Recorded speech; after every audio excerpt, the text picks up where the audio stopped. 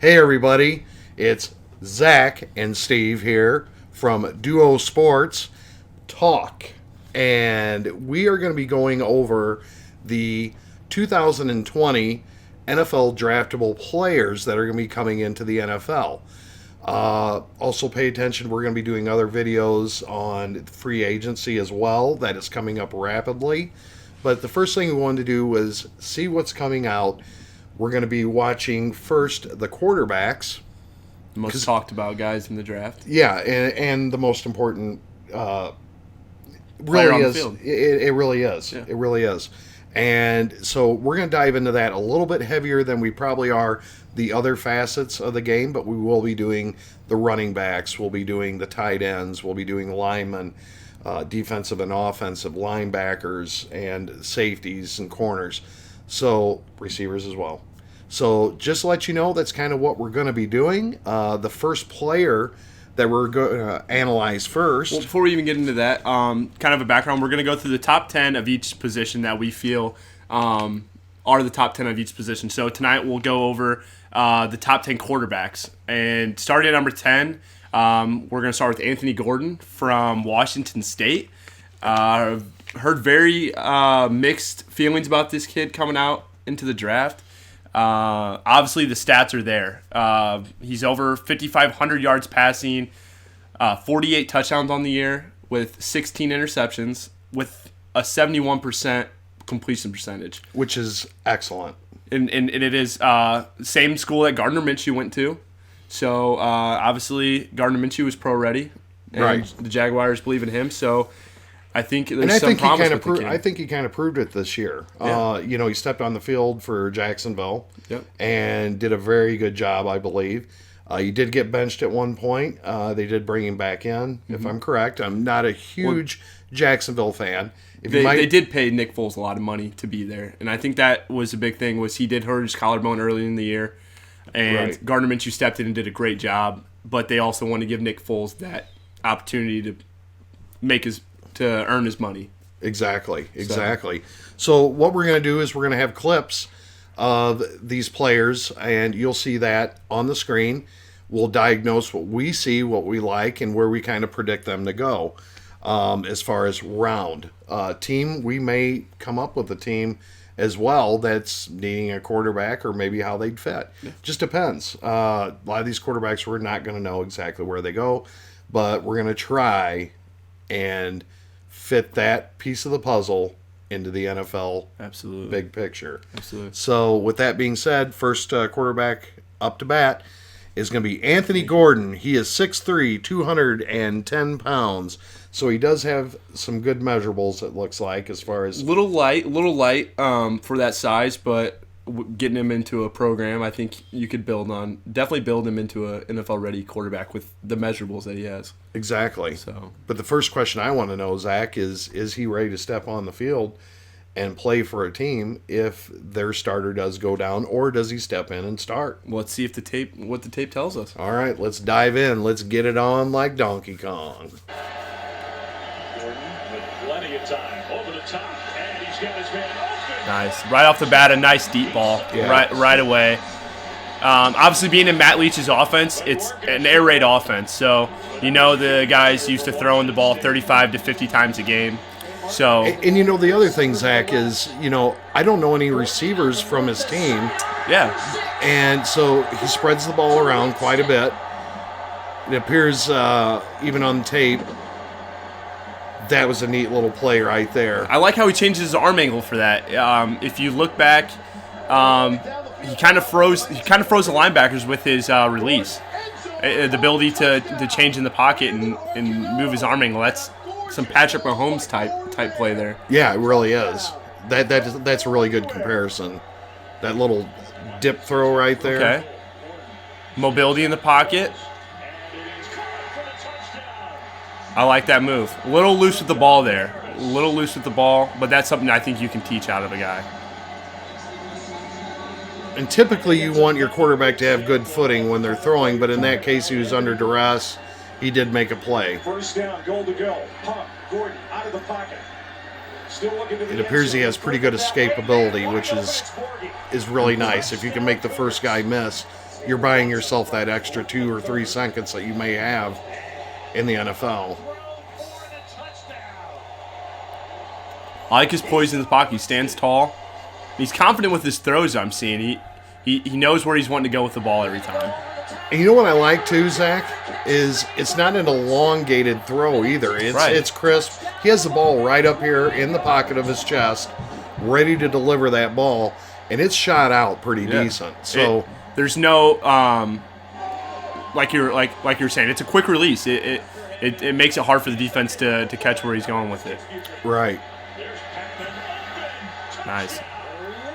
I'm also catching through this the film here. He's pretty accurate with his throws.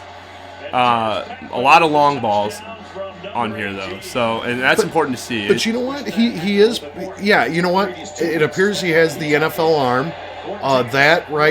This particular clip right here, that's an NFL throw. Absolutely. Threw him open. If you see the guy's on an inside break and he throws it to the outside to get away from the safety there, that's perfect.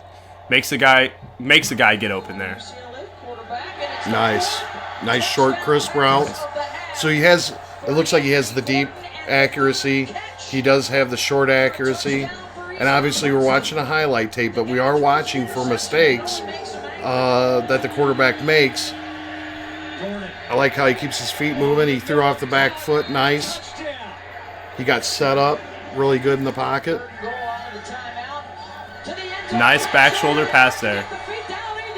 That's important to see. That's an NFL type throw there. Yeah. You know they're not playing the Sisters of the Poor either. I mean, this is... Pac-12 is not necessarily known for their great defenses as of lately, but they are high caliber. That is a high caliber conference. I mean, you got some talent out there. It's not the Sister of the Poor. Right. You know, they're playing legit teams here. And it's the 8th receiving touchdown for Pac-Man. And you notice the one thing I'm kind of seeing, and I don't know if this is true or I maybe have to see a little bit more, he does tend to pick a target and he kind of keeps eyeing it down. Locks in. Now that could be a problem at the next level because a good safety that's proficient in the NFL is going to lock onto that. So I have seen in his passes, he does lock in pretty hard. Right. He's Another thing too is what I'm seeing bit. too is on this particular one, it looked like he did have an underneath route he could have went to. Granted, it did translate into a touchdown, but does he have the ability to check down? Is he going to force throws downfield when they're not there because he's used to going for that long ball? Does he have the ability to check down and take the easy points, the easy yards? Yeah, kind of playing point guard at quarterback and letting your guys develop that play. Yeah. No, I agree with you. Not everything is going to be downfield and open like that. You're going to have plays like that where it comes in handy that you have that arm. But can you, that's a good question, or actually a good comment, Zach. Can this translate from where he can check down and hit that easy pass, because he has the accuracy, right? Right. Can he develop that mentality that break it from college to the pros? Can he take that underneath stuff? But I do like his accuracy. His ball placement's really nice. Nice. See how he looked off the safeties there? Yeah. He's showing some ability to look through his progressions. I like that. Here we go. We got Oregon. Well, that's a tough play there. If you look at the time, they just tied it up at 34 with a minute left in the fourth quarter. He's a playmaker. He did thread that needle. That's an important thing mentally. That right there is showing to me. Can he show up in the fourth quarter? Does he have that clutch factor? Does he have the ability to make plays when he has to? That is a beautiful fade route. It does appear that he doesn't get rattled. He does. Well, he almost fell there, but. Well, it has to go a little lighter on the celebrations. He needs to work on that. Renard Bell, his second score tonight. Right in the That's a basket. nice pass. Yeah. Single season touchdown. So he does hold the record for the Pac-12 passing touchdowns in a season. and that's pretty huge. So we'll go ahead and stop it. Talk a little bit about him. Anthony Gordon, would you say it's a hit or a miss in the NFL? I mean, see, with going through highlight films, obviously they're not going to show the stuff that he does wrong. So obviously the tape right there is going to show that he has the ability to make throws when he needs to. That Oregon game where it showed there, they're down 28-34 with a minute left in the fourth quarter. Makes a throw on the money to score, to tie it up before they kick an extra point. Right. I mean, that's a huge play. And like I said before, obviously has a great arm. He can make those throws downfield, but like I said before, can he simplify his game to hit that underneath route to let his players make the plays instead of trying to force things downfield? Does he have a tendency to force things downfield? Because he does have 16 interceptions on the year. But the good thing I will say that I saw out of this, he does have the ability to have touch on the ball. Mm-hmm. I think that's important. And he also has that, throwing it into the basket. Right. You know He has the ability to know whether to touch it in, to zip it in. He knows what kind of throw he needs to make to put the ball in the basket, like you said. Right. And we saw from even 30 to 40 yards out, he is a threat, even as close as he is to the end zone. It seems like he has the ability to find his guy. The only maybe some of the things that I saw that were cons, I didn't see him escape and run. I don't know if he has that ability. I don't know if he has the frame to do that. Mm-hmm. And we didn't really get to see much of that. So, but he does seem to move well in the pocket. So if you're looking for a pocket passer, I think this is your guy. Yeah. And he showed the escapability inside the pocket because there were a few plays on that highlight film where he did have to move in the pocket. There was plays that he faded out of the pocket to make the throw. There were plays that he stepped up. He scrambled inside the pocket to step up to make a throw, like the one we said he changed his arm angle to get it over to the hitch route on the goal line. Right. I don't think he has the ability to step in and start right away necessarily. I think it'd be a guy you draft in a later round, maybe third to fourth round on. I don't think he's going to come off the board very high, but I think it's a guy that you could see step in year 2, year 3 and make a difference if he has to. Especially if he has someone over the top of him. Maybe sit behind a Breeze or a Roethlisberger if Big Ben can come back and if that guy goes down or doesn't perform, I think it's a guy that could step in and do what Gardner Minshew did. Honestly, I think I do like what I see. I think he's very draftable. I think in my prediction, I would have him going in the third round. It could be early third round, maybe late third round. That would be my prediction for Anthony Gordon. With me, just because of how talented this draft is at the position, different positions at your defensive back, your linebacker, receiver, running back, the position players are stacked in this draft. Right. I see him fall into a fourth or fifth round. Just because there are a lot of quarterbacks coming off the board early. I mean, there's talks of obviously Burrow, Tua Tagovailoa, right, Herbert from Oregon, Jordan Love from Utah State. There's a potential 5 quarterbacks going in the first round. Very true.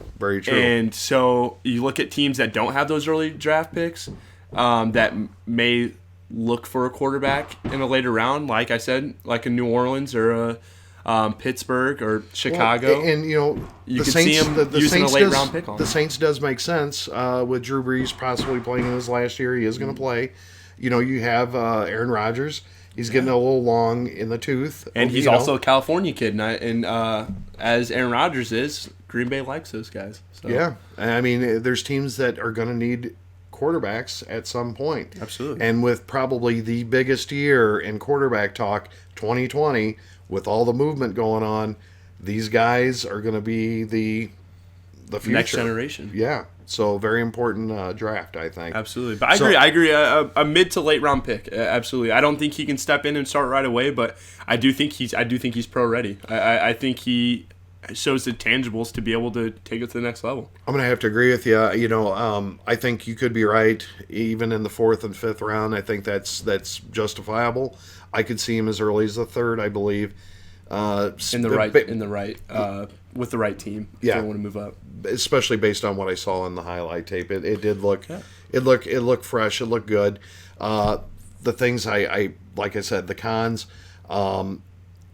maybe better footwork, a little bit more footwork, because he did have a tendency to not always throw off his back foot. Yeah. But that, like I said, you run an air raid offense, things are happening a little bit quicker, and, that's how he plays. But, yeah. I mean, 5,500 yards is nothing to joke about. 5,579 on the year is not something to Another joke thing, too, about. is the touchdowns are there. I mean, even with the 16 interceptions, 48 touchdowns in 12 games, or 12, maybe 13. I don't know exactly what he played, but that's an impressive stat. I mean, no matter who you're playing, lie. no matter who you're playing, Yeah. that's pretty impressive. 48 touchdowns is a big number. Yeah. So we have a 6'3" quarterback. Zach kind of predicted in the 4th, 5th round. I think there's teams out there that could definitely use him. I could see him going to a quarterback needy team or a team that has a quarterback in place that may be getting long in the tooth. Yeah. And this would be a great pickup for him. Absolutely, I agree. I think we go to the next guy now. Yep. This guy, we done beat the hell out of him, so we're going to go on to the next guy. I believe it's going to be Nate Stanley from Iowa. Which I know nothing about, to be honest with you. So this is really good. Some of the other quarterbacks me and Zach know real well. But we're going to give our prediction on Nate Stanley. So here we are with Nate Stanley from Iowa. Starting with the tape now.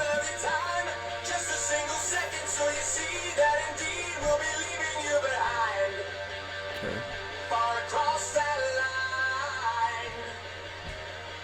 Looks like he's in a pro-style offense. Yeah. So looks like a lot of his throws are coming out of play action or a quick drop. There we go. A little escapability there. He definitely appears to be like a field general, and that's a riskier throw right there.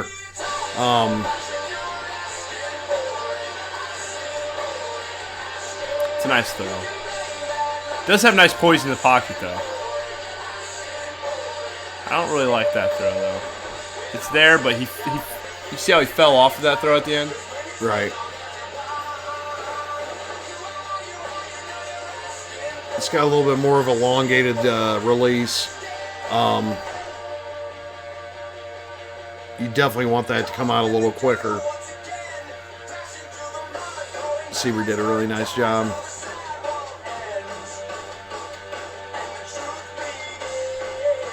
I like that throw. If I'm the tight end up the seam. Kind of curious to see how his deep throw is. It's more of his deep throw. Could have left without the music on these. Mm-hmm. Okay, so he's not your really quick guy.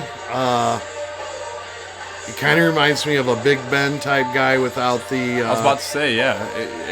The way he plays game kind of reminds me of how a younger Big Ben would have played.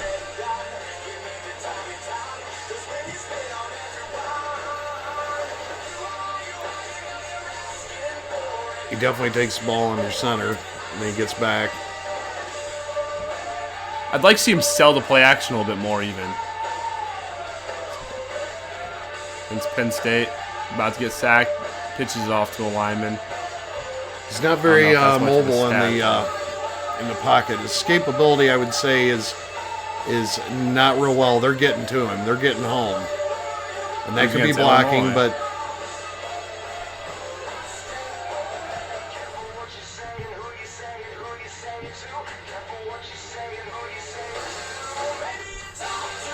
That was a nice deep ball. Yeah. That was a nice deep ball. He has time. He seems to be able to get it away. But these defenses in the NFL aren't nothing to joke about. I mean, they're a lot quicker. Decisions have to be made quicker. That would have been a pick in the NFL. Bad play by the corner. He does have some. He does have a few flaws we'll talk about. It's the same play.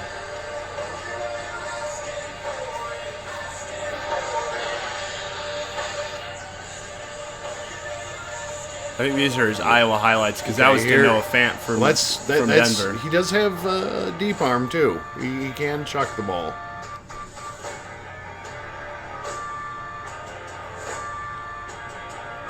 I think with some good coaching up, this guy could be decent at the next level.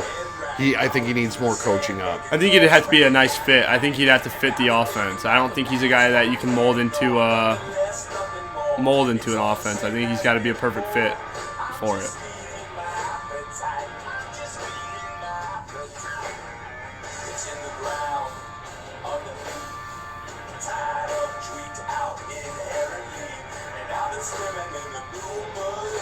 I mean, he doesn't throw with too much zip. You know what I mean? It's not boom there.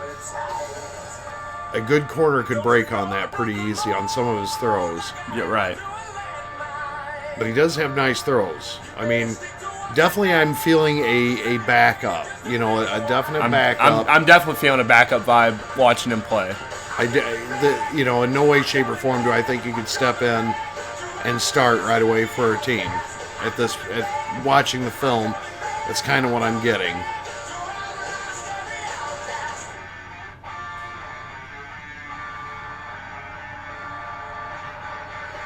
I mean, there's things that I do like that he does, but mechanically, see... It's tough to bring down. He is tough to bring down. I think most of that's his size, though. Well, yeah, at 6'4", 243, it's a hell of a big guy.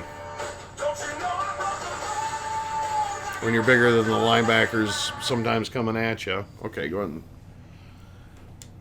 kick that off. Okay, so we just reviewed the highlight tape of Nate Stanley, the man with all the tools.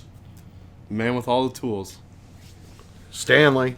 Like I said before, he did come out of a pro-style offense of Iowa. I think they're more of a run-heavy team. So the stats don't benefit him coming into this. And let's go over that real quick. Size is 6'4", 243. He's a big guy. At the combine, he ran a 4.81. It's impressive. For a big guy that big, that's pretty good. That's pretty darn good. His stats on the year, 2,951 yards with 16 touchdowns, 7 interceptions, and... 59.4 completion percentage. Right. You'd like to see that over 60, for sure. Yeah, definitely. You'd like to have it over like a 65 and above area. It would be impressive. Definitely coming out of a pro-style offense, like I said before, and being a run-heavy with a lot of that being play action. Kind of play, you'd like to see that a little bit higher. But then, kind of like we said with Anthony Gordon, who's he throwing to? I know he had Noah Fant the year before, as we saw him throwing to him a couple times there. Did his weapons complement his pass game? I just don't know that much about Iowa. You know, I expected a little bit more. I did too. Out of Nate Stanley. I really did. I think going in here, I like the name. It definitely has an NFL sound to it. Mm-hmm. Maybe because I'm a Bears fan, it kind of sounds like Staley, but it's Stanley. But with that being said, you know, some of the things I saw was he did have a little bit of a more elongated release. Right. It's not that quick zip. What we're going to see later, which I know we're going to see in some of these other quarterbacks. Big difference. I do find this guy more as a definite backup, a guy you can set back. He does need some coaching up. Yeah. His touchdowns to interceptions ratio, not good. Not very good. But he does have some pretty good You do have that roughly 2-to-1 touchdown to interception ratio, which isn't too bad, but you'd like to see that touchdown number pumped up a little bit, definitely compared to 7 interceptions. I didn't like how he looked in the pocket. He didn't look very comfortable in the pocket.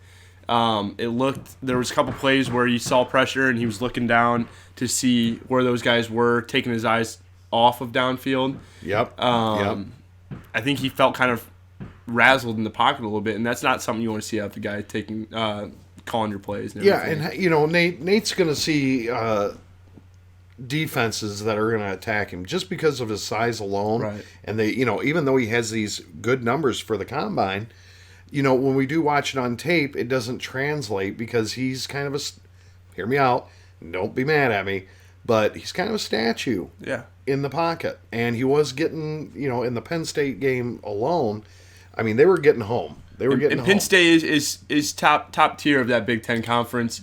They do have a edge rush that's coming out that's going to go pretty high in the draft. Right. So you got to give Penn State their credit there. Right. But at the same time, I was seeing teams like Nebraska getting after him. I was seeing teams like, Illinois is no slouch on defense, but Illinois was getting after him. And the way he was handling that pressure, it just didn't look like he was comfortable back there. It looked like he was worried about where they were coming from rather than worrying about getting the ball out. I do think he he did have some nice throwing balls. Not a lot of zip on him. I wouldn't say high velocity. He's not really a gunslinger. He is a methodical quarterback, but I think he needs to hear me out. I don't know that he has that bell that's going to go off in his head before he gets whacked. Yeah. You know what I mean? And I did see him take some big hits on that highlight film even. Granted, he did get the ball out and he got it downfield to somebody, but he took some pretty big hits on that highlight. Thank God he's 6'4", 243 pounds. Absolutely. Otherwise, he might be calling it night. Yeah, and like you said before, I do see him at best being able to step into the right system and being a backup. I don't see him, like we said with Anthony Gordon before, I don't see him being able to step in year 2 and year 3 and be able to take over a team necessarily. I think he's kind of a guy that you're going to have to work with. I think at best you get a few wins out of him as a backup, but I do see him, just off the film here, coming into the draft, I see him as a career backup. I see him as a game manager, and that's not what we're looking for in the NFL. Right. Nate, I do like some of the stuff he has. I think with good coaching, really good coaching, yeah, definitely. You get a Big Ben vibe, not the Big Ben finished product. Absolutely. Yeah. That's kind of where we're at on that. I'm going to go prediction round. I think he's going to be a definite late round, maybe a 6th or 7th round. Definitely, I think someone will pick him up and roll the dice and see what they can do with him, because that would be a great test of your coaching abilities. Yeah. But if you're not ready for for a challenge, yeah, you probably shouldn't pick Nate Stanley. I could even see him. I do agree with a late round pick on him. I could even see him going undrafted to a team. Nothing again. I know he did win some games down in Iowa, and he the film he showed some promise, but I just didn't see him. If I was a GM, I don't think I would spend a late round pick on him. I think I'd go with position player over him. I think I would. You'd have to build around him. That's the thing. But I would sign him as an undrafted free agent. Absolutely. Yeah, and see if he can, see what he could do at training camp. Yeah.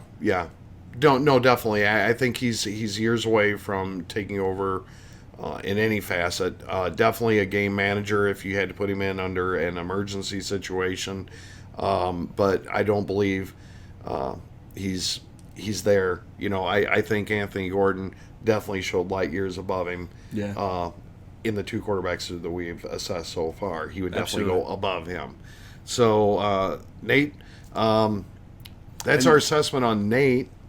Yeah, like I said, the stats in the film, I wasn't a big fan of what he did. Like you said, he was a game manager. I just didn't see the promise I did in Anthony Gordon even.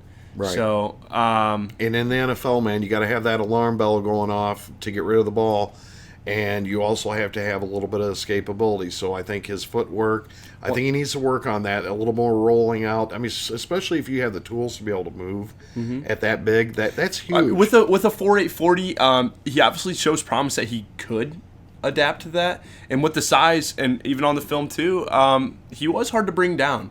And that does translate to the game with Patrick Mahomes. He's hard to bring down. With Ben Roethlisberger, he's tough to bring down.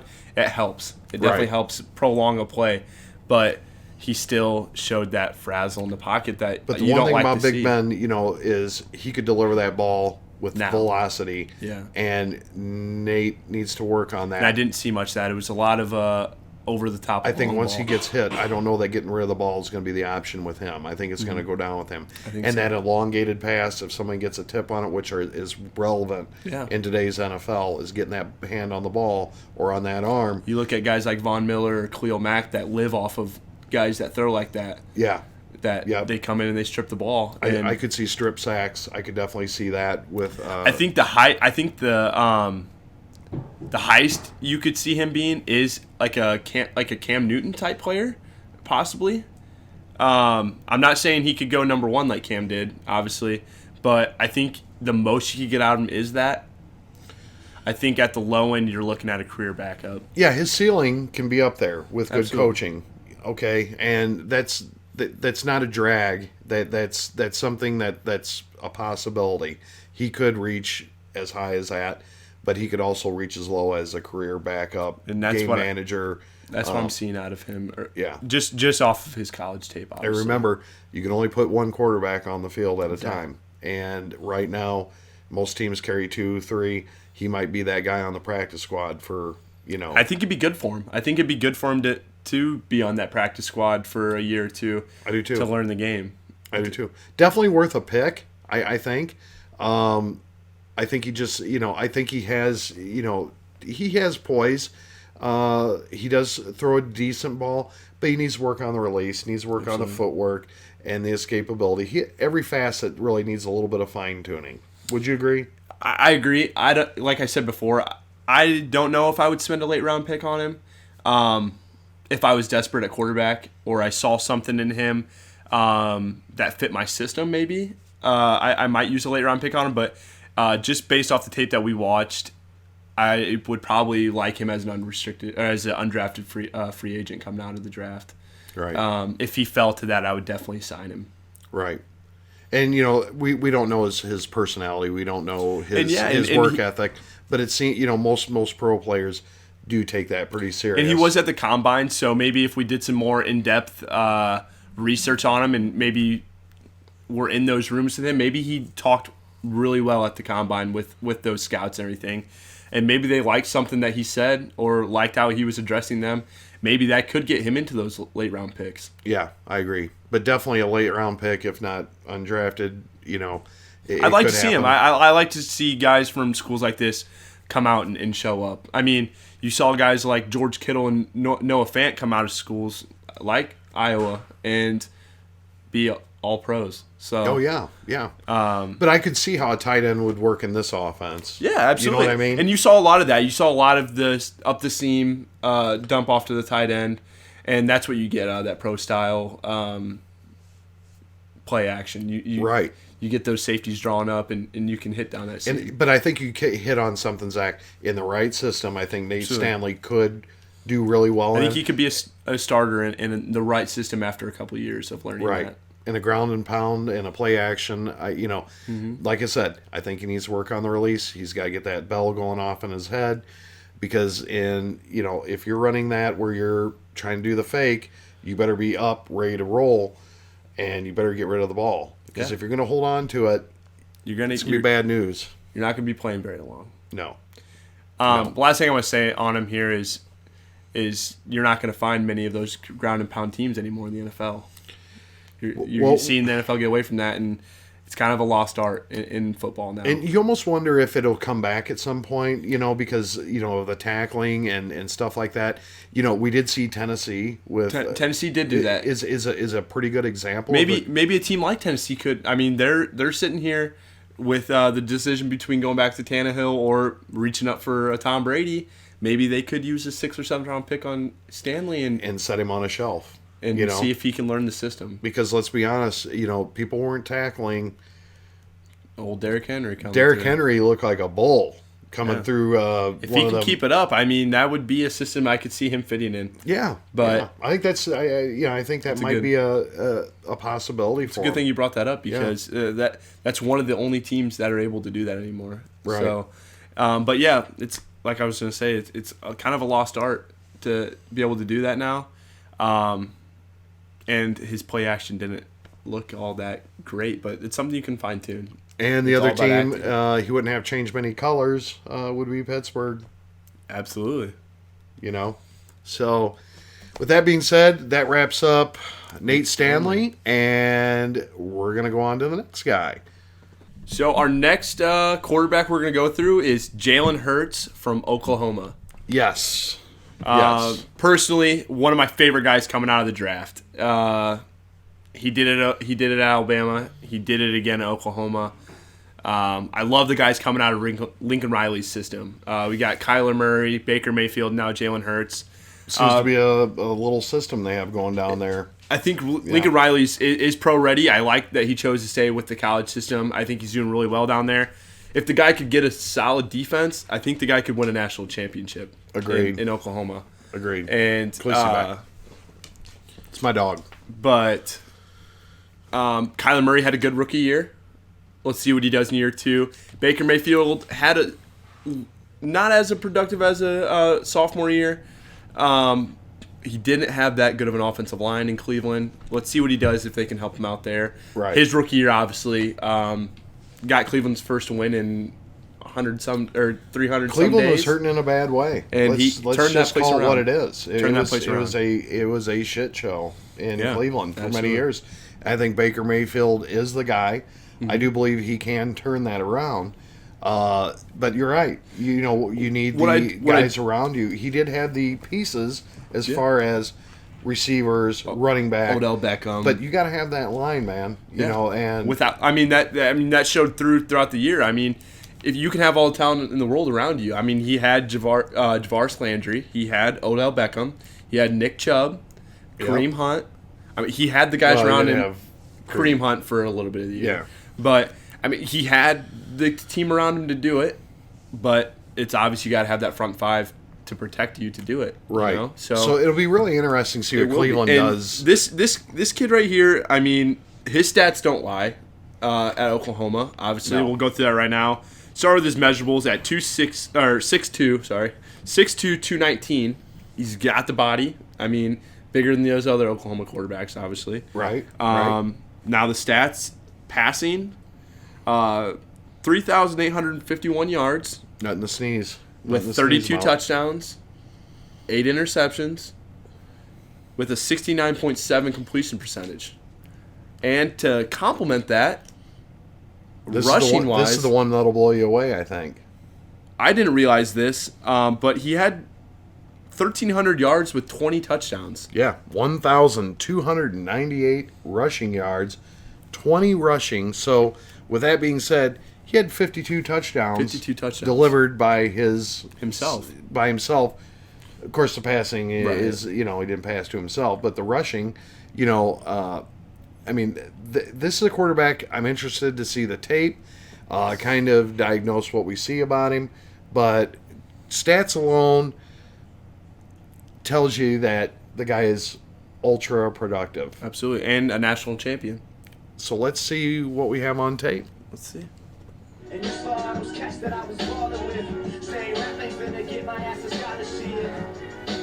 Got myself a scholarship. He got himself too. Hey, where's number 1? Over 160 yards so far. Jalen Hurts with time. Lost one in the air. Over the shoulder. Nice poise in the pocket. He stands real tall. Stands real tall in the pocket. Yes, he does. He almost seems like a taller quarterback the way he stands. I like this angle. It's showing what he sees. Put the ball where only his guy could go get it. Right in the corner of that field. Really nice. Not good coverage, but he caught that. He saw what was happening.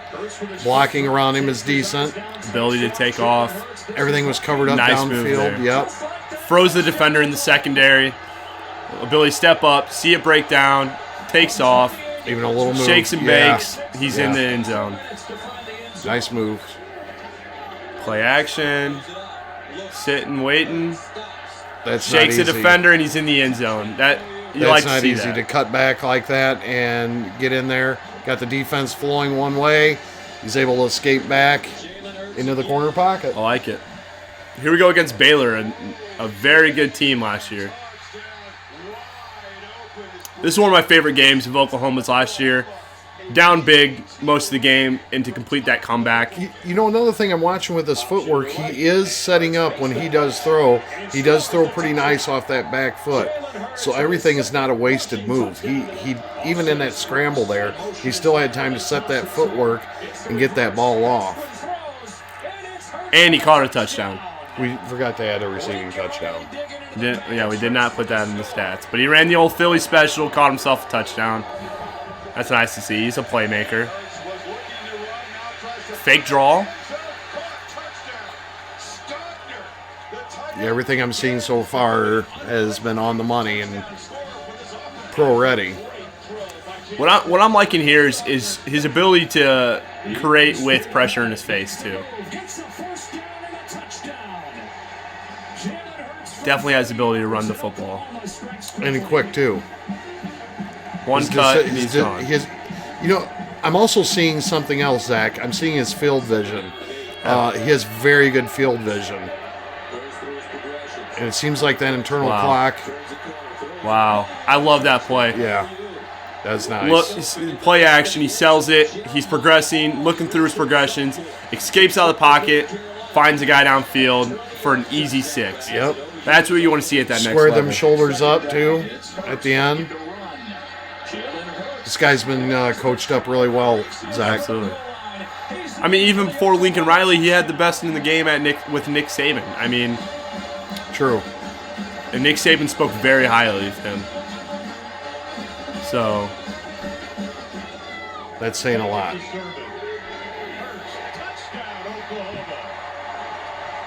And it definitely helps when you have CeeDee Lamb. I mean, that kid himself but is if you is notice, a stud too. it hasn't been a highlight tape just to CeeDee Lamb. Absolutely. He's been able to go and also produce on his own.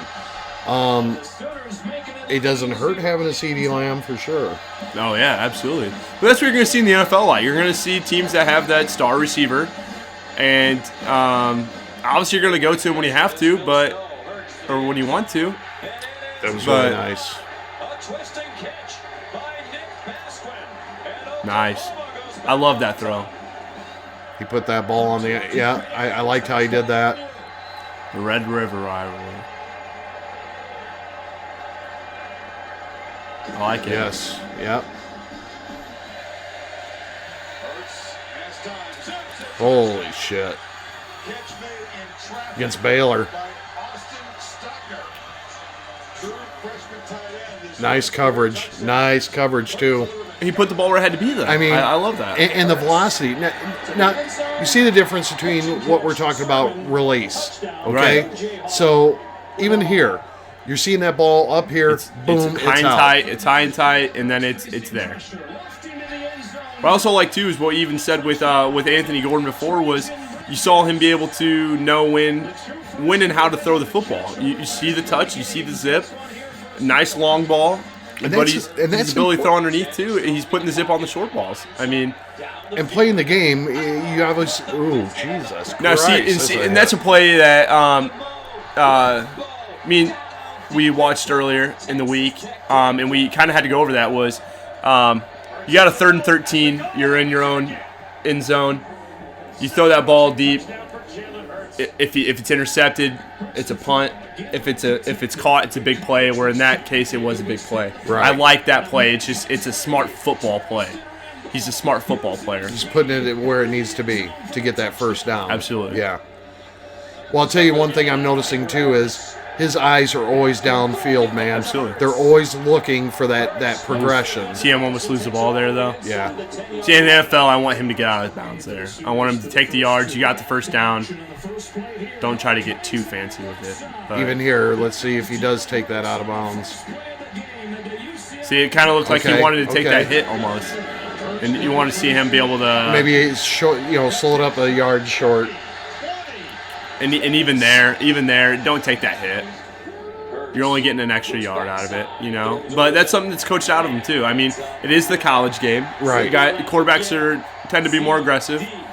But he's a competitor, man. Absolutely. He's a competitor. And I love that. He's almost comparable. I mean, he kind of has that field captain awareness of of a Russell Wilson to me. See what I'm seeing? I'm seeing more of like a Deshaun Watson type player. You know what? You see I'll the tell you what, aggressiveness. I You see the like aggressiveness on there, and even that last play that we watched where he was jumping in the end zone there. You don't see guys doing that. You see guys like Deshaun Watson doing that. You take that chance for your team. You know, he's a competitor. He wants to win. His nice delivery too. He's putting that ball in the basket. I do like his throws. I do. The more and more I watch him, I think he has the it factor. Absolutely. A team, I don't think you're going to fail if you put this guy on your team, that he's not going to be an ultra competitor all the way through. Yeah. I would definitely buy a Jalen Hurts jersey for sure. And I like that play too. You get CeeDee Lamb wide up and downfield. You know he's going to score on that play. Just put it on him. Just let him go. Let him catch and run. Playing that point guard position. Absolutely. Yep. And on that play, he takes the easy yards, lets his guy go eat them yards up. I like that play. You know, and also I see in this particular frame right here, is he trusts the system and the play. Right. Okay? And I like that. And I think any coach would like that as well. Okay. All right. Well, a lot to talk about with Jalen Hurts. I could go all night with things I like about Jalen Hurts.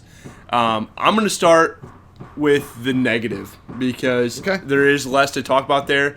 What I'd like to see is him be able to translate his run game into the NFL to be able to prolong his career. I think the guy has a very good chance to be productive in the NFL, but can he save his body on for the NFL?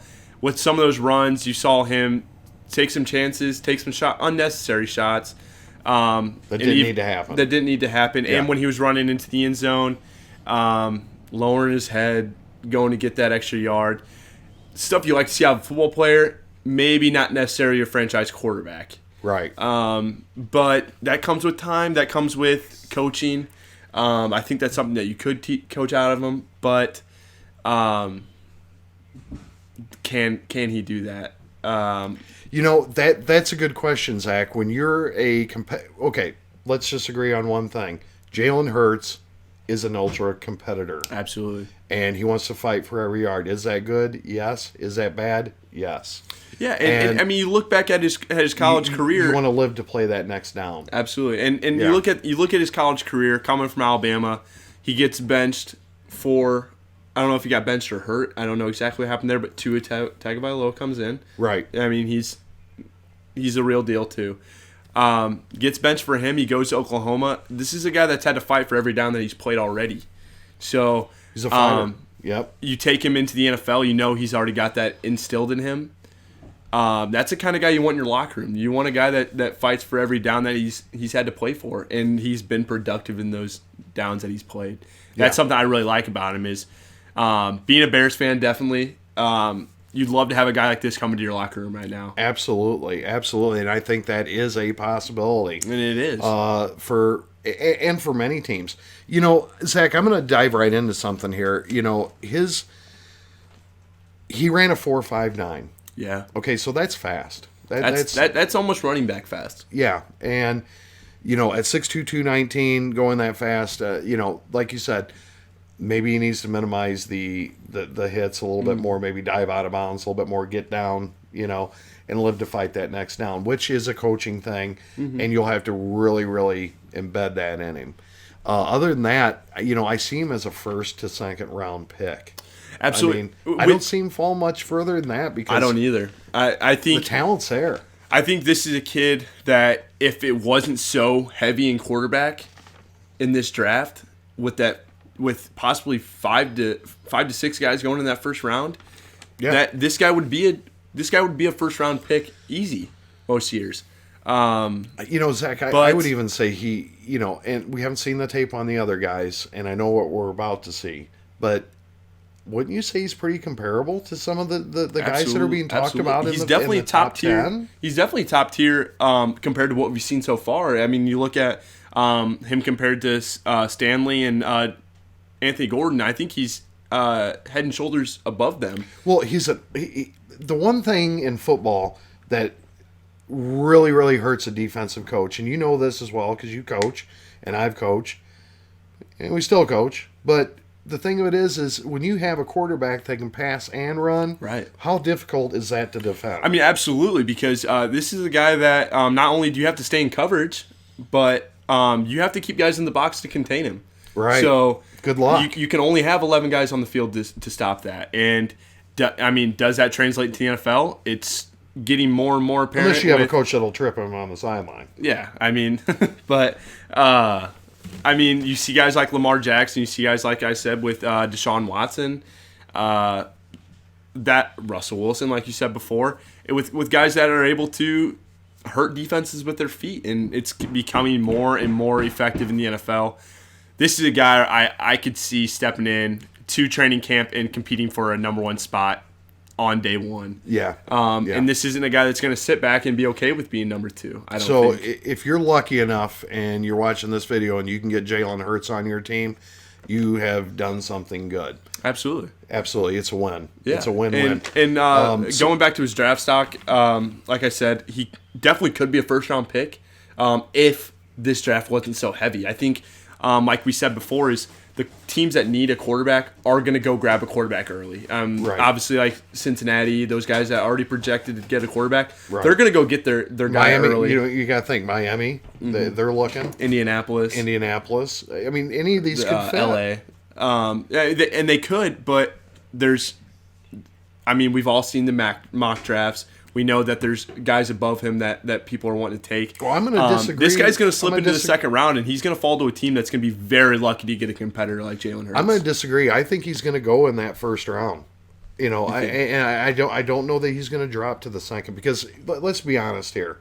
This guy is talented, Zach, and I just don't see where you could take him.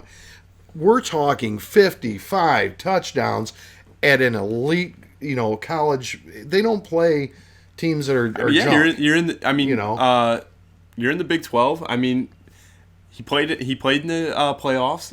Yeah. I mean, he's not. He shouldn't be this big of a hidden secret. He was a Heisman finalist. And you saw what the two guys before him did. I mean, Baker Mayfield, number one overall pick. Kyler Murray, in first overall pick.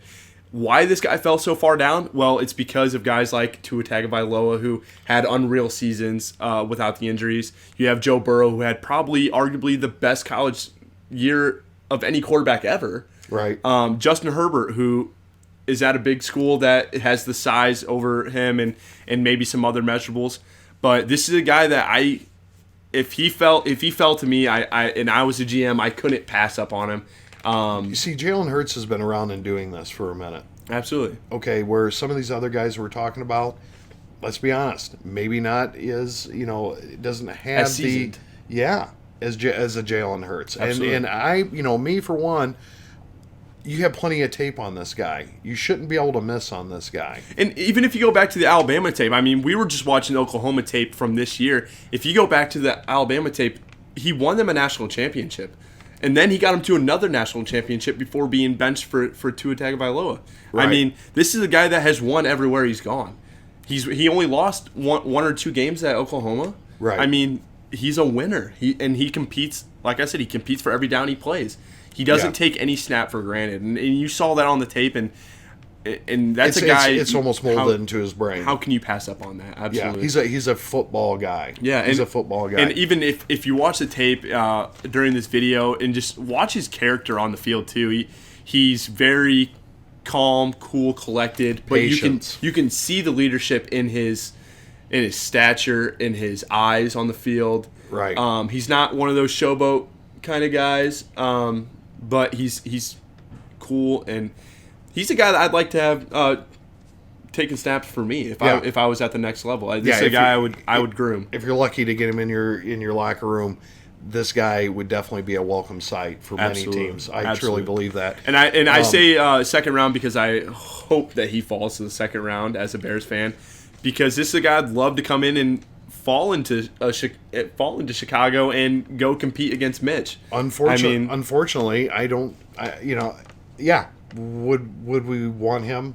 Absolutely. In a Chicago Bears outfit? Absolutely. But, dude, stats don't lie, and this might be a hidden secret, and I could see another team swiping him off the board. And it could happen. Really could. You could even see teams like it's too big of a position. Like we were saying before with New England. New England maybe even needing a quarterback. New Orleans needing a quarterback potentially. Green Bay, Pittsburgh, a guy to take over for them. I mean, I don't like Green Bay, but how could you not want to sit him behind Aaron Rodgers? I mean, this is a guy that we agree that could take over a franchise. The other thing you need to look at, them package picks into the first round. Jimmy Garoppolo. I'm gonna use the San Francisco 49ers for instance. This year was probably his best year. He was hurt the past couple of years. If they do stay with Jimmy Garoppolo, would Jalen Hurts be a good addition to their football team? I totally believe that. Absolutely. I think I don't see them going to grab a quarterback just because of Jimmy Garoppolo did get you to a Super Bowl. So I think you stick with him, you stay with the system you have there. But you need a backup.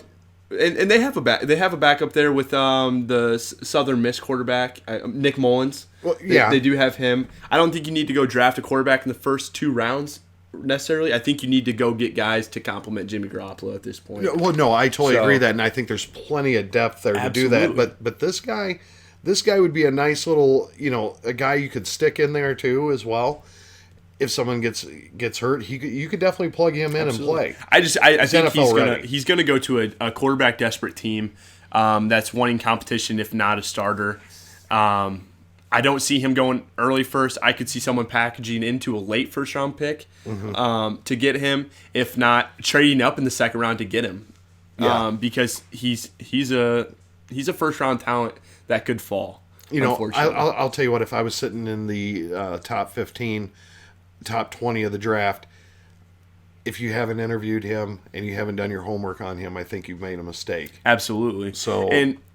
What hurts me about him is the tape doesn't lie, the success over the years doesn't lie. Whereas you have guys like Herbert who had a good senior year, right, and a good Senior Bowl game, that are going to be drafted above him more likely than not, just because of the measurables and everything that you look at. But this guy's won everywhere he's went, and wins don't lie, stats don't lie. No, W's and L's are definitely on his side. Absolutely. Yeah.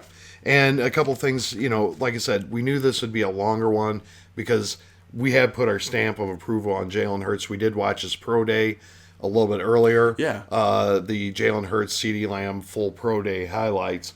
If you haven't watched that, please go in there and watch that. Please do. Get a little bit of a feel for him, the route running of CeeDee Lamb and the throwing of Jalen Hurts, but you're never going to be able to duplicate a pro day compared to having the pads on in action. Absolutely. I like watching the pro days because it shows their mechanics more. Right. When they're raw, But what I personally, I like to go to the game tape because you can have practice all-stars, you can have pro day all-stars, but when you put the pads on, you go up against 11 guys coming at you. What are you going to do? You can't duplicate that in a practice. And you hit something on the head. I played with guys, in my past that, practiced well, lifted weights well, did all, but when it came to putting on the pads and doing it on game day, it was not a success. Absolutely. So watching game tape is the real deal. Now, a couple things I did want to bring up. It seems he has good decision-making skills. Right. His threat, run and pass is a plus. And you saw Oklahoma run a lot of RPOs, which is translating into the NFL more and more every year. Big time. And then that's very big with the decision making, like you said, is can he make the decision to run the ball, to throw the ball, to run himself? I mean, that's a big part of the game, and you saw him succeed. You saw him succeed with that. Yeah, he has it down. He really does. He has nice touch. Yep. Something that me and Zach always watch is footwork and the release. Mm-hmm. That's all there. He has, if I'm grading him on that, it's definitely a 9. Definitely a 9 out of 10. He's always the one thing I liked about him. He's always looking to gain the positive yards. Yeah, he's a fighter. He's always fighting. Keeping them eyes downfield, and that's what I like too. Is going back to even with this Stanley kid out of Iowa. Is I was saying he was looking down in the pocket, looked kind of frazzled. With Jalen Hurts, he was standing tall. He was moving up in the pocket. Right. And even when he was escaping or moving up in the pocket, his eyes were always looking for that receiver or that lane to take off with. And that's something you need at that next level. You can't be worried about keeping your eyes on those front five. Positive yards are better than negative yards. Absolutely. And he's always looking for it, isn't he? Absolutely. Yeah. Big thing. Carries out. I think it's a lost art, but carrying out his fakes. Absolutely. He absolutely gets into it, carries them out all the way, almost to a fault. But it's perfect because anytime you can freeze that linebacker or secondary by spying in, even that split second. Yeah, that second's or that millisecond could give your receiver the ability to break that long one. So I think that's there. Nice zip. I mean, you look at guys like Aaron Rodgers who have made a career off of those play actions, just selling it, or Drew Brees that are just selling it so well that they emphasize it so much. I mean, you see Aaron Rodgers, he puts his hand out, he hides the football. I mean, he's an all-star at it. Being a Bears fan, we have to unfortunately watch Aaron Rodgers play. Okay? At least twice a year. At least twice a year, and we watch him more. Yeah. But, even cameramen in the stands can't get it right. Yeah, I mean, they're following the running back. Yeah, they're following that because he carried out so well, and all of a sudden you see it over the top, and boom, it's a touchdown. Yeah, I mean, that's where you get... And I think Jalen Hurts has that character. He's a blue-collar guy. He gets the job done. He's a fighter. Like you said, I think you put it best and described it best about this player. He's done it elsewhere. He went and he did it. He succeeded in other people's programs. Absolutely. I mean, that's a hard thing to do. Is adapt. Is you get a lot of guys. Like I said earlier with Gardner Minshew, his big thing was, well, he came out of a system that was air raid where you're getting a lot of man-on-man coverages. Well, this is a guy that went to Alabama, succeeded there, and then he which transferred. was a run-first team. Absolutely. At the time, it definitely was. And then he goes to Oklahoma and runs a completely different system, maybe even a way more complex system. Bingo. And has 52 touchdowns responsible for it. I mean, you look at the yards. What was it? I mean, he's responsible for almost 5,000 yards of offense. That's a lot. I mean, come on. I mean, and he gets an A. He gets an A coming into the NFL. He's a guy that I would use a pick on. Absolutely. So if you like that, put your comments and questions down below on Jalen Hurts. Tell us what you think about him, Nate Stanley, and Anthony Gordon so far. So make sure you do that. If you agree with us, disagree with us, whatever. That's our analysis. Absolutely. And we'd like to hear what everybody says about those guys too. I mean, I'm always looking to further my knowledge into or to look at different things that maybe other people are seeing that we're not. Well, the one thing me and Zach and if you didn't know this is my son, my oldest son. And so we've done the football thing together, and the one thing we've always agreed on, the more eyes you can have on a play or to make it better, that's good coaching, and that's and we've always been able to do that, and that's why he is really successful at his level.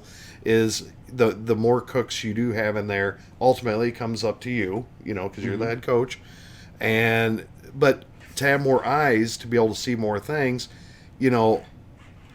that's a good thing, and that's why the comments are down below. So exactly, there could be things we totally missed on this, and absolutely, and obviously we can't go in depth as much as we could or would like to with a lot of these guys, because there are 10 of them that we have to do, but it's always nice to have someone else's opinion other than yours to kind of humble yourself or make you see things you didn't see before. And but I think with that being said, I think we should jump into our next guy. Absolutely, yeah. And that's going to be Jordan Love from Utah State. And a lot of mixed feelings for this with this guy. He's probably our most controversial where he'll go. I think so too, because this is a guy that there's been talks of him going early in the first, as early as a 6th round pick to the Chargers, and as far back as maybe a 2nd to 4th round pick. You really don't know where this guy is going to end up. So I'm interested to see the tape and see how we feel about him. Yeah, no, I think you said it great. Jordan Love is probably the most talked about prospect as a quarterback because you kind of know where Joe Burrow and Tua is going to end up, right? Right. But Jordan Love has been that X factor where people He's have predicted fluctuating him a lot. From, like you said, from the 4th all the way to the 1st, man, and a top first. You're talking top 10 first. I mean, and like I said, we're about to get into the meat of what we kind of kicked it off with Jalen Hurts, getting into the meat of this quarterback draft. And Jordan Love is probably the most controversial quarterback in this draft. Right. Because you just don't know what you're going to get with this guy. So we're going to find out exactly what people are talking about and give our honest opinion about it. And like we said before, the game tape's not going to lie. No, you can never overlook game tape. Absolutely. Period. So I say we turn them on and let's see what's cooking up in Utah State. Utah, here we come. So our next quarterback we're going to be evaluating is Jordan Love. Jordan Love. And his bio, he's 6'4", 225. Ran a 4.7 4.40. His stats on the season. Now this is going to be something here. He threw for 3,402 yards passing, with 20 touchdowns, 17 interceptions. That's what's tough to see. And with a 61.9 completion percentage, the completion percentage is there. It's close to what you'd like. Not quite that 65 like we talked about before, but it's decent. But with the 17 interceptions, that's what's hard to swallow are those incompletions turnovers there now. Right. So, and not many touchdowns to back that up. So, on a guy that's predicted that could go in the first round, those interceptions is a little bit of a scare. Yeah, to me. Yeah, and when we were looking up those stats, we did see the year before he had a better year the year before. Yeah, definitely. 3,567 passing yards. So he had about 100 more yards, but only 6 interceptions. 6 interceptions with 32 touchdowns. So he did cut down those interceptions the year before. What was his completion percentage before? Did we say? We didn't see that. We didn't see that. I think I had it at 64. I think it was at 64. Which is about where you want to be. Which is right about where you want to be. And obviously we like that interception number way down where it is at 6. Right. So maybe he can go back to that. Maybe, but you like to see him coming out into the draft with the numbers, That's exactly it. And we'll have to watch the tape and kind of evaluate what we see in real time. And maybe see why he's making those mistakes. I mean, even on some of the touchdowns he threw, maybe they were bad decisions that a guy made good, Right. So it's going to be interesting to see for sure on the tape, I think. Well, tape don't lie. So let's get into it and let's start this and see what we see on Love here. So we got him on the first one here. He's got to roll out across his body. To the end zone, caught. Touchdown Aggies. Mariner with the catch. Nice catch. On the backside post. That's a tough throw. That is a tough throw. Nice delivery. Throwing off off 1 foot there. Jordan Love, he's going to try Under to pressure go there. deep down the field for Tompkins. Nice placement on that ball. But what I'm seeing already is what we talked about before is that elongated release. He does bring that from 6 o'clock all the way up to 12 o'clock, and it's something that see that you ball don't really is like. all the way. Yeah, and then he's got that windmill effect coming in, and you got to keep that ball up there and be able to bring it. And see, you do see him scanning a little bit. I'm seeing a couple things. The elongated throw, and I am seeing him eye down the receiver. He definitely. A pro defense is going to pick up on that, Zach. Absolutely, yeah. And obviously collegiate ones are too, because with that 17 interceptions, maybe that's what it is. Maybe those safeties are up top. That's a perfect one to watch right there. He had that eye down the whole entire time, and that defense almost had it. Now, the throw and getting it on the money was good, and the receiver did a good job, but that defense was able to foul that. Right. And that's hard to teach. That's hard to teach out of a guy. Yeah, I would agree. Yeah.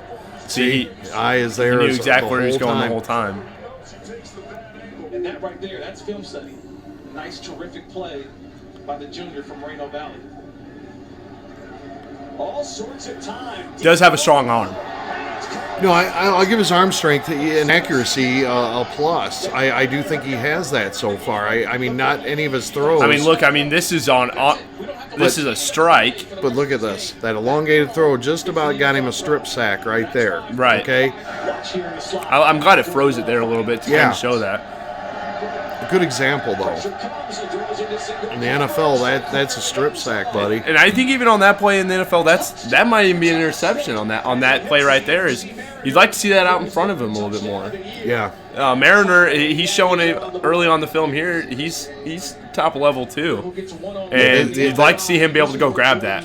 That kid out in has front of some him. nice hands on him, and nice. That's a great catch. Yeah. He's covered. COC Mariner's covered. And he brings that ball in. Very nice by Mariner. As opposed to the Air Force game. Solo progression on that one. Mariner again. Okay, so he does He definitely has seem a to star make his. receiver. Like Yeah, that. he definitely has a favorite. That and that throw, that's trusting your receiver to be able to go battle on that one-on-one. Right. And that could be good and bad. Matched up. Quick set for Love. Pressure in his face. He does stand tall in the pocket. I do like that. He does have his eyes downfield, but they're always pinned on he eyes down that target. I agree. He's depending on his receiver to really make that move and create the play for him. And his delivery, his accuracy is very nice. That's a very nice throw. That's a very Same nice guy. throw.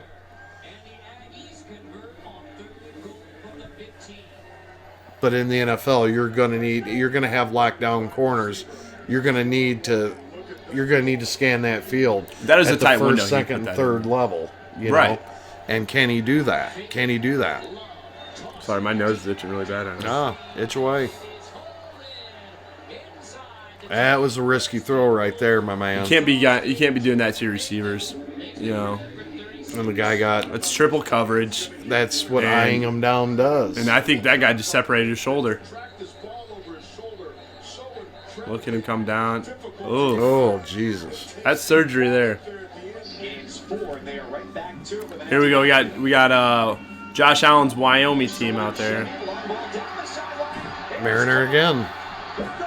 This guy's a human highlight film. Maybe this should be the Mariner highlight film.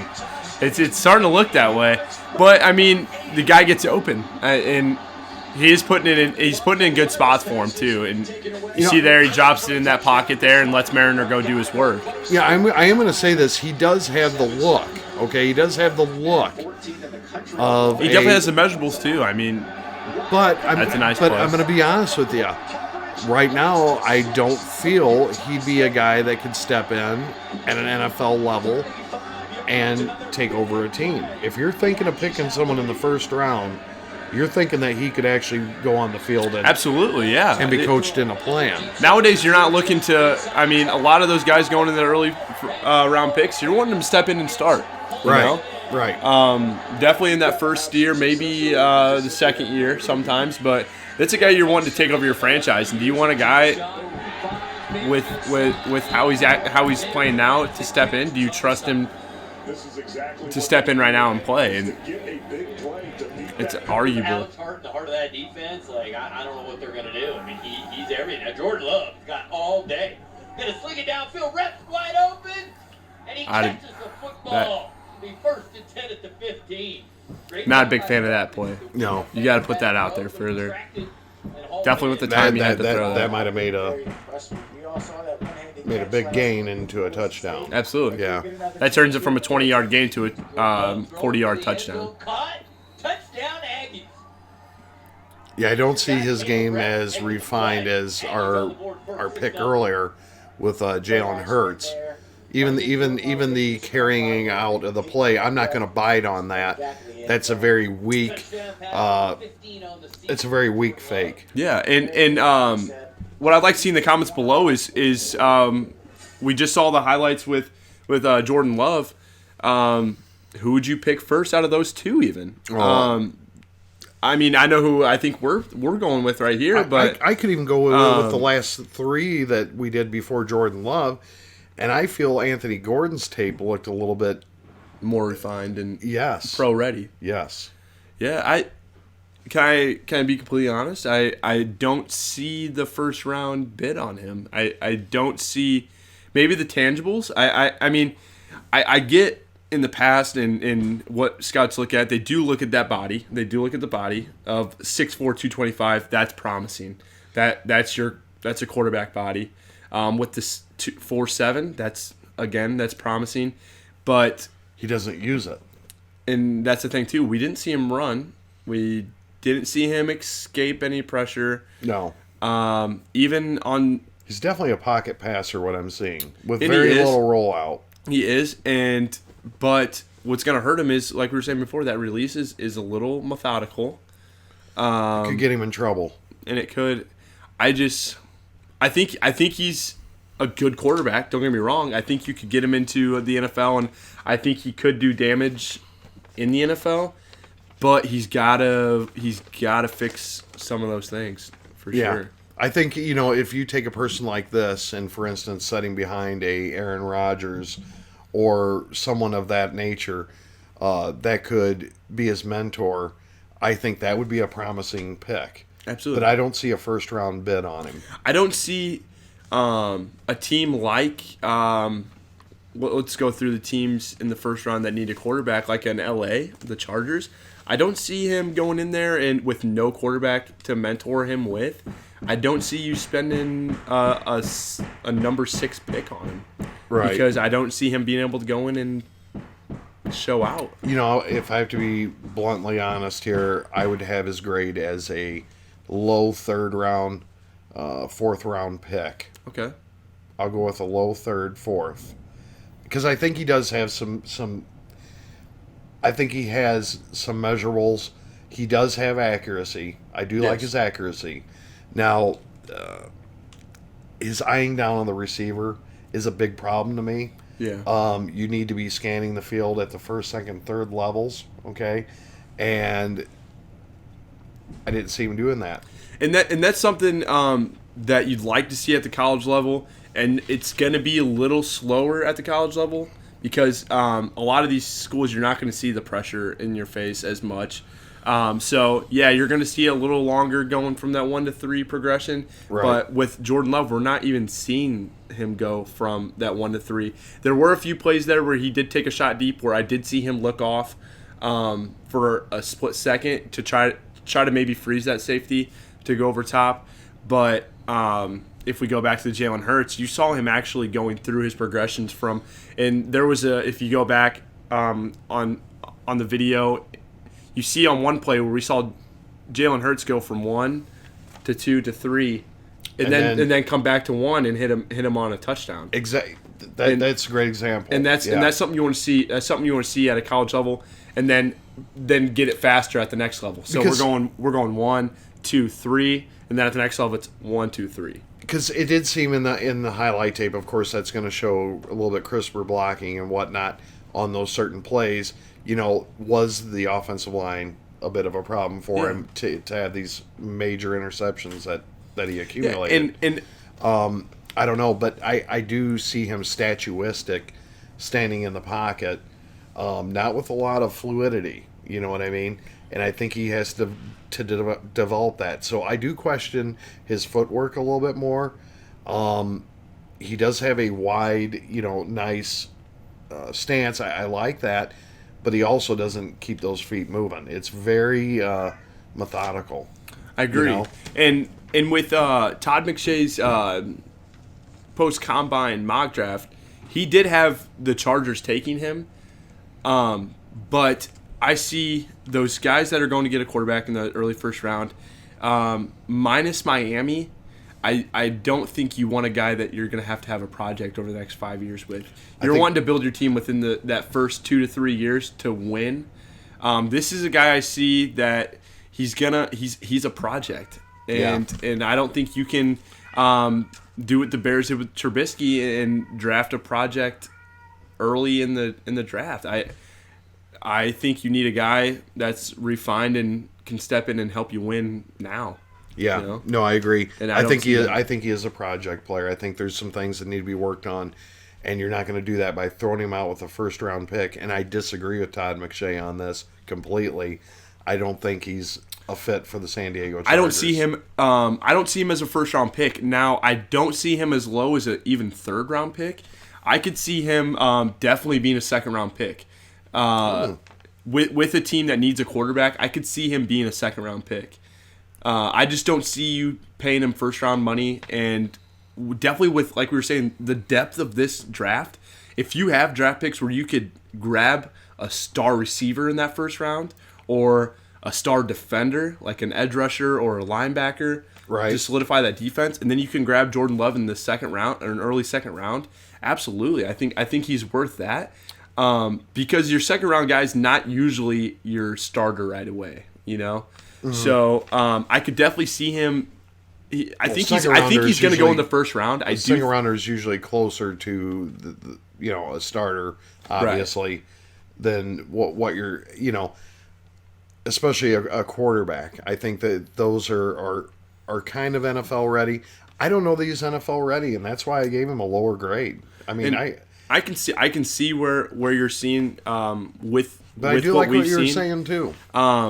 I just know from what I've seen outside of the tape that teams are very high on this guy, and personally, I don't see you using a first round pick on him, but maybe he did really good at the combine, like we were saying before. Maybe he impressed at the combine with his interviews and his show on the field, and that's good. But the tape don't lie, and the tape stats don't lie. Exactly, and I just find it hard to use. I like Jordan Love as a second round pick, and I like his name. He does have a really good name. Yeah, and if you guys catch the tape, it's not Jordan Love, it's Jordan Love. It's Jordan Love. So I do find that funny. I like that. I do find some of his throws a little bit risky too. There was some even in the highlight tape that were risky. You kind of cringe. It's kind of like that's not going to translate to the NFL. I just got an uneasy feeling. As a senior going into the draft,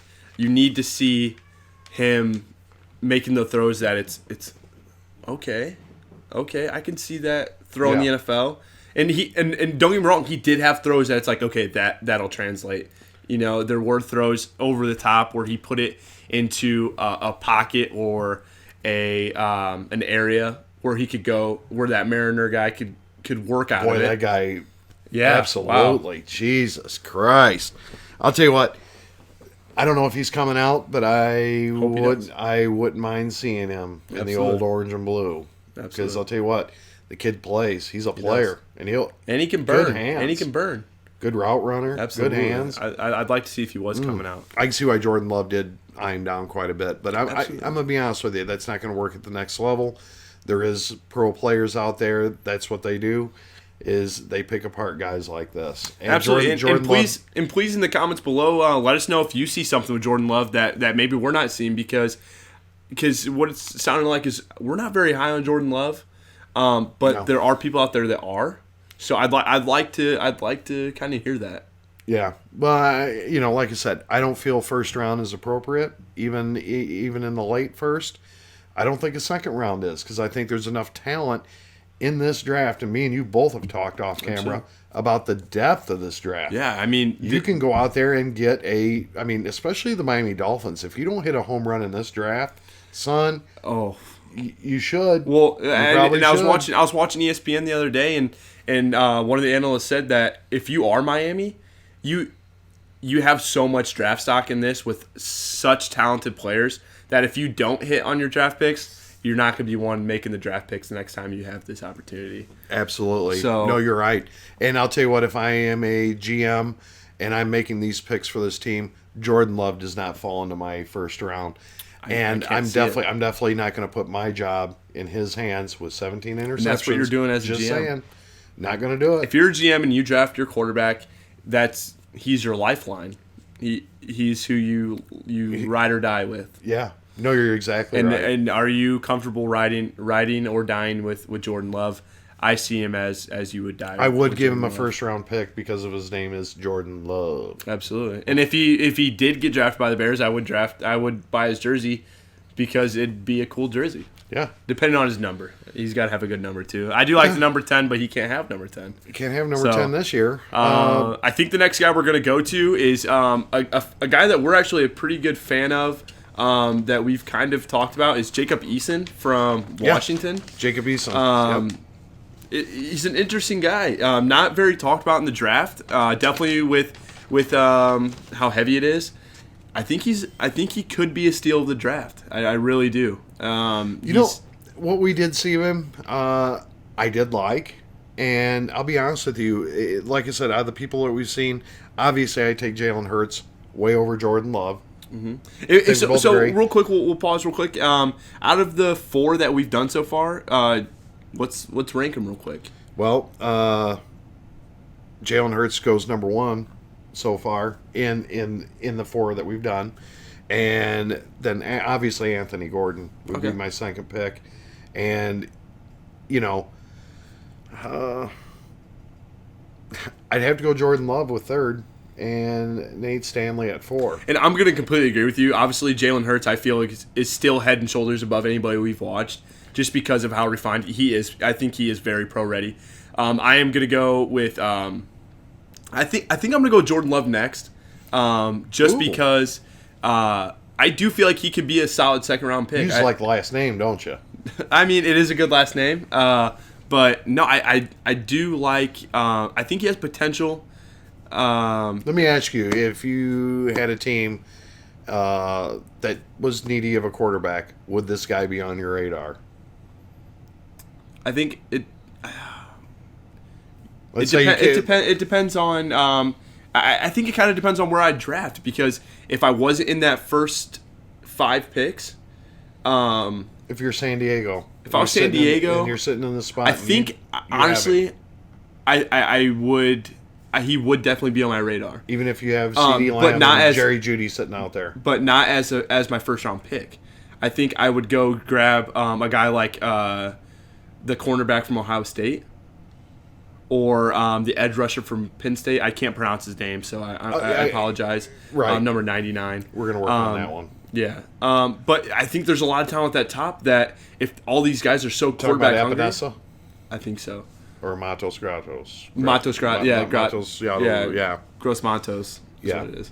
I think there's a lot of talent up there that, like Isaiah Simmons from Clemson. Oh, wow.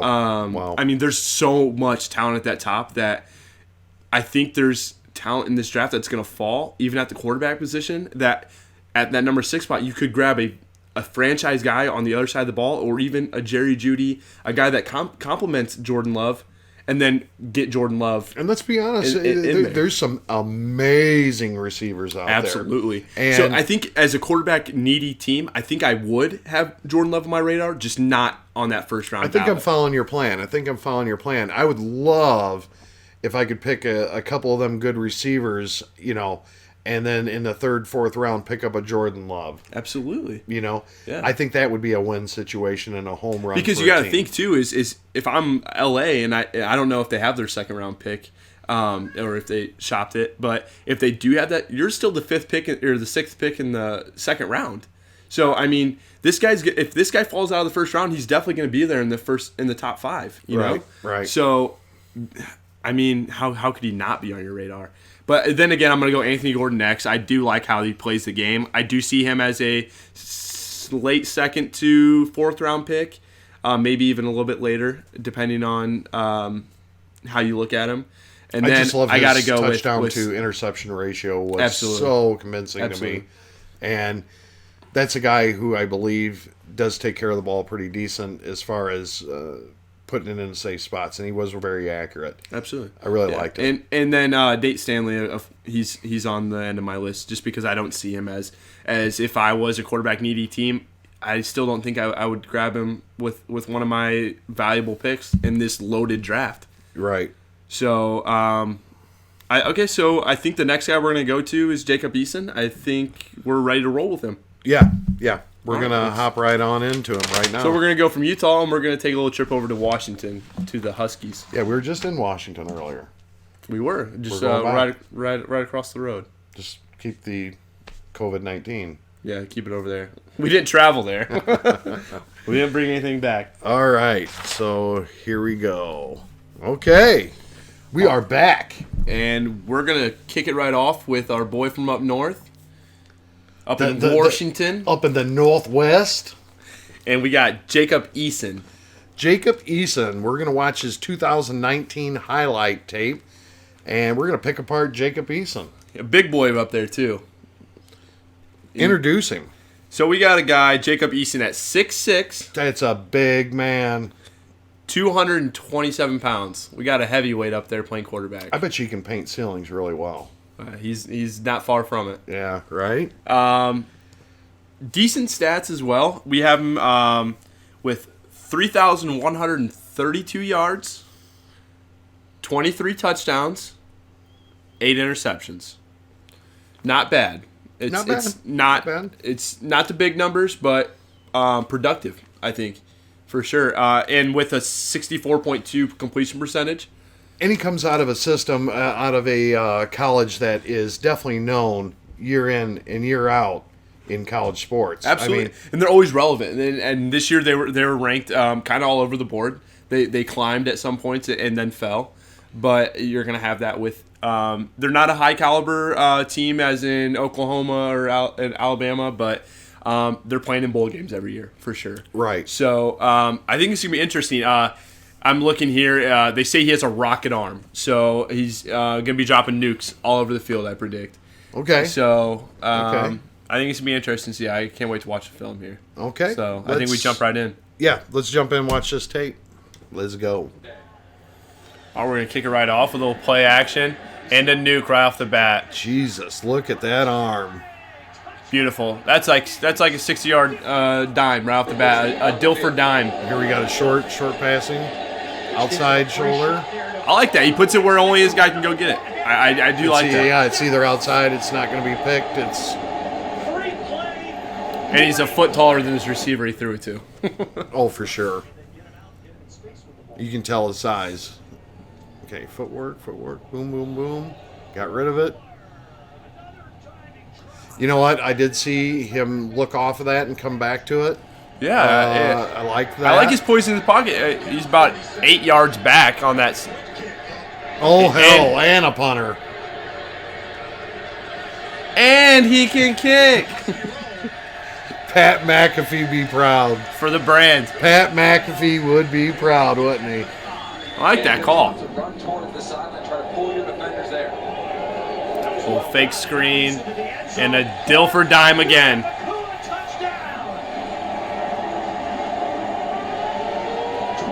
We got it against it. Tell you what, he kind of...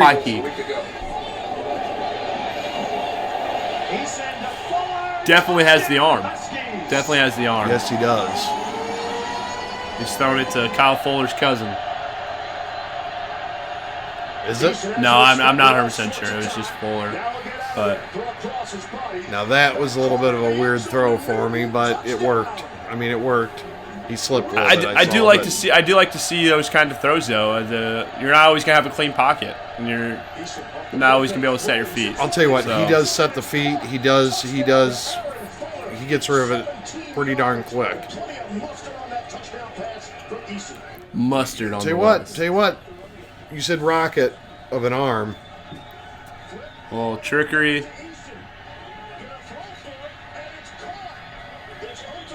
Okay. I was expecting a bit of a bigger play. Nice. That's important to see. You guys see the short game too. You gotta put it on him. You guys see the short game too, and he impressed there.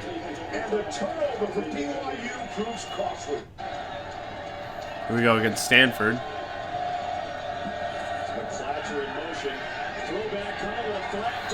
Didn't really sell the play action much there, but it was there quick. So. Right. I did know his play action is a little bit. I mean, that was better. I have a feeling he's going to be one of them guys where you're going to see some good and some bad out of the play action. Like that. Could have went through it a little bit more. I like that throw, though. Tell you what, his arm does buy him some precious time because when he throws it. Now that's a good throw there. See, that's what I wanted to see too. Not just the rocket arm, but also the ability to drop it into the basket. Right. You know, with a little bit of touch. I like the touch sometimes. Put it up to, okay. Confidence in the receiver to go up and get it. You got a one-on-one in a matchup you liked, it looked like. And he took advantage of it. Sloppy on the play action, but don't even know what he needed to do play action on that. He knew where he was going.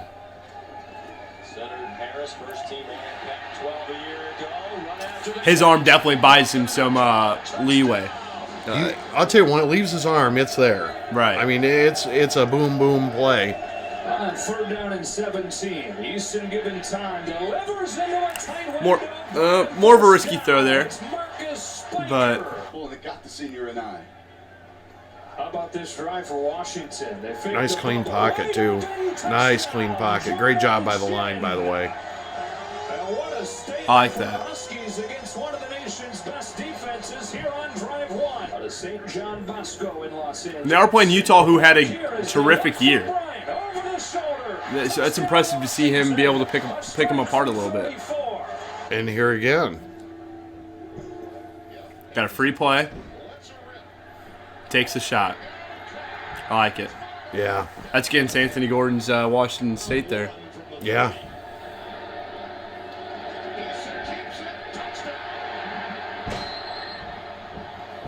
Lost his helmet.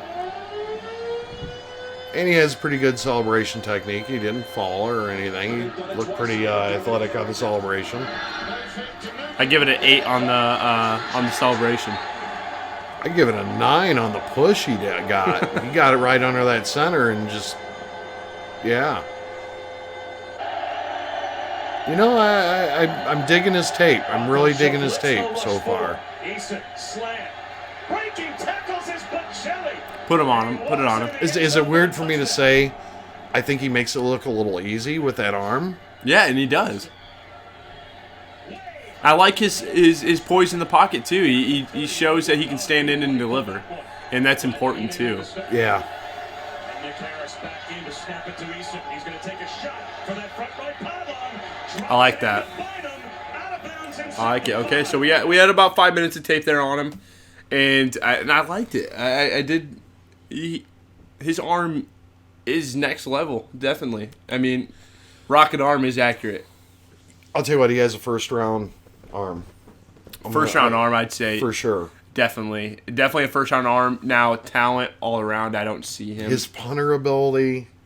I mean, the fact that he can double up there and give you a little Australian Squib kick there. squib kick there, I do gotta credit him on that. It's impressive. Yeah. I'll tell you what, overall, I like his size. What kind of concerns me is the 23 and 8. Right. I feel like his talent is better than 23 touchdowns. I feel like the ceiling on this guy could be a lot higher. I think so. I just get that feeling, and I do feel he's, you know, as a bigger guy. We had a 6'4" guy in Jordan Love earlier, and then we have Jacob Eason at 6'6". You know, it almost seems like Eason moves a little bit more better in the pocket. To me, I agree. I liked how he threw off his back foot. And you even saw in there, and what we didn't see in the Jordan Love highlights is that pressure in his face and how he handled it. So we saw on one of those play actions where he's off his back foot, getting hit, and still be able to deliver a nice ball to score a touchdown. Yes. So and that's important at the next level is you're gonna have that pressure in your face more times than not, and so that's very impressive to see how he handles that. So when you draft a guy like Jacob Eason, okay, because obviously, you know, I'm going to go ahead and predict him. I'm going to predict him in the second round. I feel like he definitely hits that second round mark and I can't miss in the second round. I don't know where you would go with him if you're a GM and you're... See, and I agree. I think he is a second round talent. But then again, I have a second round pick on Jordan Love and Jalen Hurts. So I don't think I can put him there with the 23 and 8. I know Jordan Love had less touchdowns, more interceptions in his senior year, but you're right with Eason not being a can't miss kind of guy. I think he can come in and compete. I see him as a third, maybe a fourth round pick, just because of the talent in this draft. I can't explain that enough. Is there is a lot of talent in this draft, and I think he'd go to a team where you're gonna. I don't think you're gonna see him go to a team that is quarterback on the most important position on the field, and to see this guy who has the measurables, the 6'6", he seems to be able to move pretty well. He does have good stature, and he has the accuracy. Absolutely. I really like that, and that's, I guess I feel that he's worth that second round pick. I mean, if I'm a team, I could see him in San Diego. Yeah, I could see think so. And I think that he would be a safer pick than Jordan Love. I do agree that I think he would be a safer pick just because. And you put that talent around him in San Diego Right. with the running game and the receivers they have. Potentially having Melvin Gordon in the backfield would definitely help. I think this is a guy that could come in and compete. I do agree that I think this is a guy that could come in and compete year one in a place like San Diego. But you'd like to see him improve those stats. What about Oakland? You mean Vegas? How about Vegas? I'm Vegas, going to have a hard time I know. switching from Oakland. I struggle with that already. But, I find them as a team that could actually take a Jacob Eason. And I think that's a good thing, too, is because with them wanting to part ways with Derek Carr, it sounds kind of like them making a push at Brady. I think that Jacob Eason would be a great guy to sit behind Brady. And then, because you're not going to have Brady for many more years, this is a guy that could come in and get groomed under Tom Brady. Two years setting behind a Brady? And then he... Should. I mean, absolutely. I think that'd be a perfect spot for him. Put the knowledge in him, and maybe you take them 23 TDs, you turn them into 32 TDs with 6 interceptions under a the tutelage. And they're more of a West Coast kind of pick and pop kind of team. And this guy's going to be able to pick and pop like that. The thing of it is, I think this would be a Gruden type guy. Absolutely, yeah. He's a Gruden grinder. He's a Gruden grinder, man. He's a Gruden grinder. No, I could also agree. see him in Indianapolis as well. I think that would be a good fit for him. Obviously, the Bears need a quarterback. I think that name would fit in Chicago as well. Yeah. I really like that.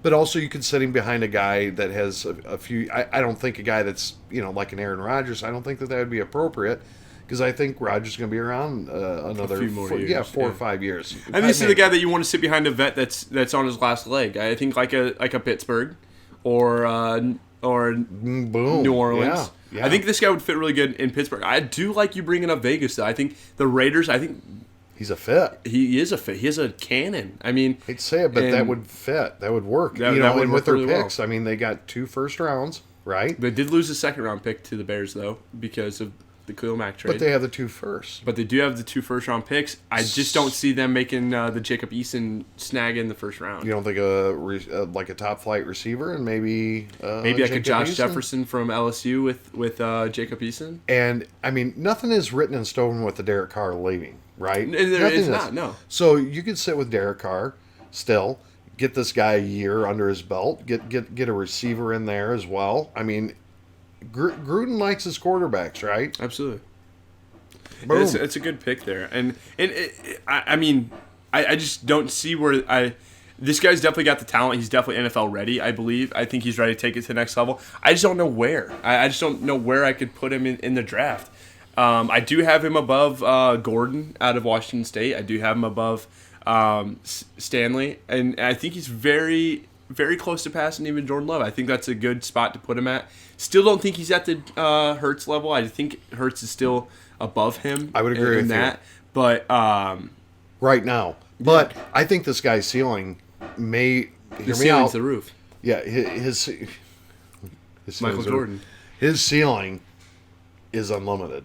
I think so too. I truly believe that. I think this guy could be another steal of the draft. I really do. I think if you're picking Jacob Eason, you are picking him for the long haul. I think so too. I think this isn't a guy that you're going to have to worry about him translating to the game. I think it's more when you want him to play kind of thing. Right. And I think he could play game manager if needed be. If you're worried about putting him in your offense and someone goes down, you could live with him, but work with him to take that next step the next year. I do like Jacob Eason. I like his measurables. I like his delivery. I like his footwork in the pocket is really definitely for how big he is. I mean, you're seeing a guy Stanley from Iowa that was roughly the same size, just Easton's a little taller. I think he moved a lot better. A lot than better. Him. And it looked better. Fluid. Yeah. It looked a lot more fluid. And eyes always downfield, and I can't explain that he does have an arm. I mean, that arm is unreal. That being said, we like the accuracy. We like the tangibles. There's something I didn't like. I didn't like his carryouts of the fakes. Yeah, and that's something that almost seemed a little lazy to me. If he couldn't get that down, that's going to mean all the difference at the next level as well. And that's something that comes with maturity, I think, too, understanding that, too. Right. So, and that'd be something that, I mean, if he does sit behind a vet, like Breeze, who does that, or Brady, who does that, I mean, that's something important to the game. It would be nice to set him a year behind someone, but I totally believe he could jump to the first round to, a Vegas or, one of those teams with the Vegas late round pick that the Bears switched with them. I think that might be a fit. It could be a fit with that young running back. They're a team that kind of has a little bit of momentum with, rebuilding. And Gruden likes quarterbacks, and I think he would like this type guy. And I do agree with you, but I think they do have enough late round picks too that I think you could. I mean, honestly, I think you could steal this guy with a 4th round pick. He's not talked about in the race. Well, that's a bet I'd like to take because I don't think he's going to slip that far. He might not, but I think if he does, I think if he falls into this late 2nd, 3rd round, I think Vegas would kind of be dumb not to package for him. And you know what? You'd be a winner if you got him in the 3rd. Absolutely. Yeah. If he drops even that far, that would be an absolute steal. Yeah. I think. But no, I liked him. I'm going to put my stamp of approval on him. I liked him. He would come behind Jalen Hurts at this point of the teams or the quarterbacks that we've already went through. Yeah, and I agree. I mean, I can't pick up much things I don't like about him. I just don't know where he'd be drafted. That's the only thing I can't really pick out of this, just because there's so many options in this draft. And well, he does have a couple things. He has that quarterback look. He definitely looks like the position that, you know what I mean. He does hold that quality that I think you need in a quarterback. And I think there's things that. Obviously, we didn't see his 8 interceptions or how bad. I'd like to take a closer look at that. But from the highlight and from the things I've seen, the measurables, I like him. I think he's going to do well in the NFL. Yeah, and I don't know exactly what kind of offense they were running. It looked like it was a mix of a spread and a single back kind of thing. So maybe they were a little more run heavy. So maybe that's why he didn't have all those touchdowns. Stats. Right. So. Another thing is we didn't really see him move much. Maybe he was more of a runner too. It did seem the play action played a lot into their game. Mm-hmm. So I am thinking that, but it looked like a lazy play action. So it's hard to judge, until we get into the tape of Washington a little bit more. Absolutely. So many college teams, it's hard to cover them all and capture the picture. But from what we've seen, really like him. Think he's going to do really well in the NFL. I think so too. I think he's ready. I think he's ready for the next step.